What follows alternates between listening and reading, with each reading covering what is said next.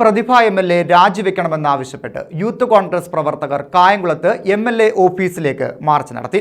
ആളുകളെ വർഗീയമായി വേർതിരിക്കുന്ന നിലപാടാണ് MLAക്ക് ഉള്ളതെന്ന് യൂത്ത് കോൺഗ്രസ് കുറ്റപ്പെടുത്തി. മാർച്ചിന് നേരെ പോലീസ് ജലപീരങ്കി പ്രയോഗിച്ചു. പ്രതിഭ MLA വർഗീയമായ നിലപാടുകൾ സ്വീകരിക്കുന്നെന്ന് ആരോപിച്ചാണ് യൂത്ത് കോൺഗ്രസിന്റെ നേതൃത്വത്തിൽ MLA ഓഫീസിലേക്ക് മാർച്ച് നടത്തിയത്. കോൺഗ്രസ് ഓഫീസിൽ നിന്നും ആരംഭിച്ച മാർച്ച് MLA ഓഫീസിന് സമീപം പോലീസ് തടഞ്ഞു. തുടർന്ന് പോലീസും പ്രവർത്തകരും തമ്മിൽ നേരിയ സംഘർഷം ഉണ്ടായി.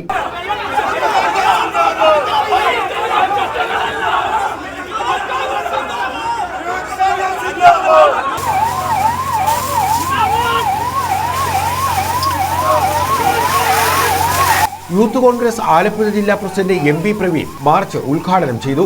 അഫ്സൽ പ്ലാമൂട്ടിൽ അധ്യക്ഷത വഹിച്ചു.